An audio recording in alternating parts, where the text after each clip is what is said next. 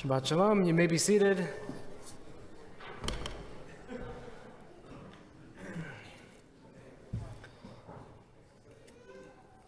I'm now going to deliver this Devar Torah to the tune of Ma'al Sor. No, I'm just kidding. That was once was enough, I think. Recently, some of you may have seen the iconic black and white picture from the year 1931 of a menorah sitting in a window facing the street, just like any menorah would on the holiday of Hanukkah.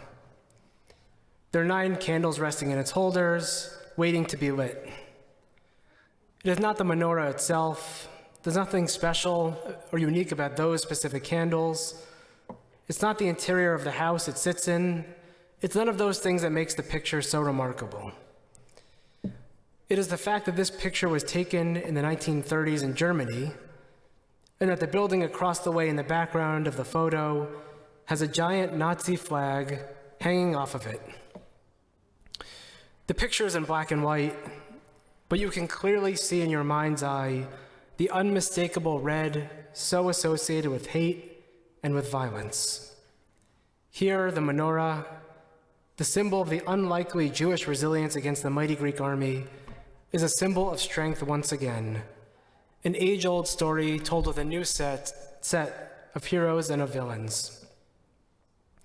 The picture was first taken by a woman named Rachel Posner, who was the wife of Rabbi Akiva Posner, who served as the leader of the Jewish community of the city of Kiel and encouraged many of his congregants to leave Germany before the war erupted, saving however many lives.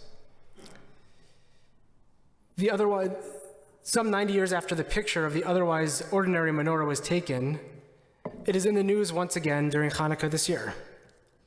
The Posner family escaped Germany and went to Israel in the 1930s, and the now adult grandchildren of the Posner family went back to visit the city of Kiel for Hanukkah this year, but they did not go alone. The menorah that has been immortalized in that picture returned to Germany along with them, also returning to German soil for the first time since 1933. But this time it sat on a very different windowsill than it did when the original picture was taken. This time it was used as part of a ceremonial candle lighting in the Berlin residence of the President of Germany, an incredible and unlikely journey by the menorah that is emblematic of the tales of seemingly impossible Jewish resiliency. The woman who took the original picture died years ago, but it would likely be incomprehensible that her menorah could have returned to Germany in the way that it did. She had to escape Germany to the safety of Israel for no other reason than that she was Jewish. And now, here we are, 90 years later, with the President of Germany himself celebrating their very family. On Hanukkah, we talk about miracles, and this family's story of resiliency is absolutely a modern-day miracle. Despite the fact that we often dismiss Hanukkah as a minor holiday relative to the rest of the Jewish calendar, it is the menorah that has stood the test of time more than any other symbol as the enduring image of strength and resilience of the Jewish people. The Posner family menorah is a perfect encapsulation of this. Just as their family menorah survived, so have our traditions, our rituals, and our people. To paraphrase the words of the legendary folk trio Peter, Paul, and Mary, we have not let the light go out. While the rest of the year we may be hesitant to display overt signs that we are Jewish, during Hanukkah we open our blinds and invite all those who drive or walk by to share in the glow of Hanukkah candles as a way of proudly announcing that we are here.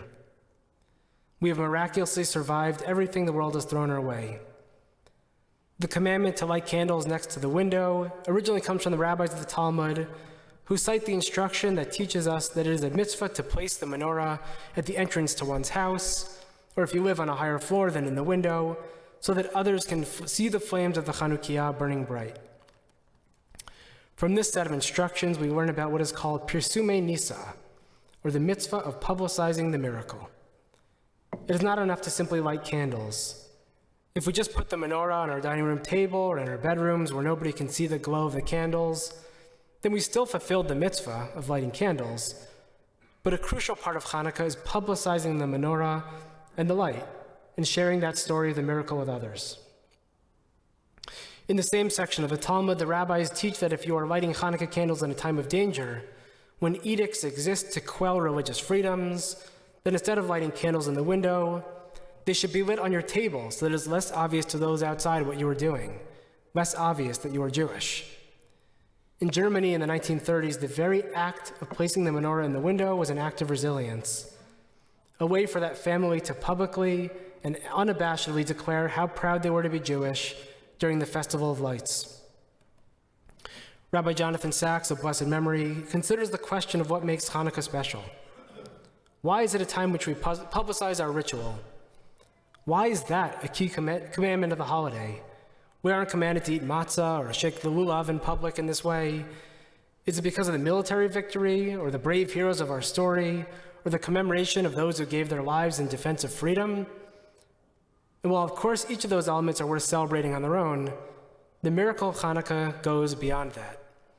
Rabbi Jonathan Sacks writes, "Something in the human spirit survives even the worst of tragedies, allowing us to rebuild our shattered lives, broken institutions, and injured nations. That, to me, is the Jewish story. Jews survived all the defeats, expulsions, persecutions, and pogroms, even the Holocaust itself, because they never gave up the faith that one day they would be free to live as Jews without fear. That is the ever-renewed power of the faith whose symbol is Hanukkah and its light of inextinguishable hope." And perhaps that is what the menorah really symbolizes for us. It is not just celebrating the Maccabees defeating the Greeks or that jar of oil that miraculously lasted for 8 days. It is the resilience, the strength, the hope that we have maintained throughout generations of incalculable hardship. There's a famous story from the late Rabbi Hugo Grin, who was a child in Auschwitz. The holiday of Hanukkah came, and after fashioning a makeshift menorah, his father melted the precious margarine ration to light a wick for the first night. The young Hugo, outraged, protested to his father. How could he use the food which sustained them in the midst of such horror just to celebrate a holiday? What was the point of that? Many years later, Rabbi Grin said that at that moment, his father spoke words that he never forgot. His father said, "My child, we know you can live 3 days without water. You can live 3 weeks without food, but you cannot live for 3 minutes without hope." Rabbi David Wolpe relays the significance of Hanukkah being a celebration not of the dedication of the temple, but a rededication. At the time of the Maccabees, the temple already stood. Once it had been defiled by the Greeks, the Maccabees rededicated it. Rabbi Wolpe writes, "Very few remember when the temple was first dedicated, but almost all Jews remember when it was rededicated." Hanukkah, the holiday of rededication, teaches us something essential about successful living. Despite many reasons to despair and a crucial turn toward the future, resilient spirits choose renewed hope and rededicate themselves to purposeful living. That Hanukkah moment is the inspiration we all need. Everyone fails in ways large and small and needs the strength to rise anew. Rabbi Wolpe concludes by writing, "A choice for rededication to what we believe is powerful, even sacred. There are moments when all of us are afraid, when we feel helpless and alone. Learn the lesson of Hanukkah, the holiday of rededication. No matter how many times you have done it before, once again, when you face the dark, light a candle." That is precisely what the Posner family courageously did in pre-war Germany. That is the lesson Rabbi Grin's father wisely imparted to his son in the camps, and that is what Jews have been doing for countless generations. Each year during Hanukkah, we rededicate ourselves to the hope for our survival, to the hope for a better future, and to the hope that we can always openly engage in Jewish practice, regardless of how dark it may seem in our world. Whether it is in the window of a presidential home in Berlin, or right here in Coaster, New Jersey, wishing you all a very happy last few days of Hanukkah and a Shabbat Shalom.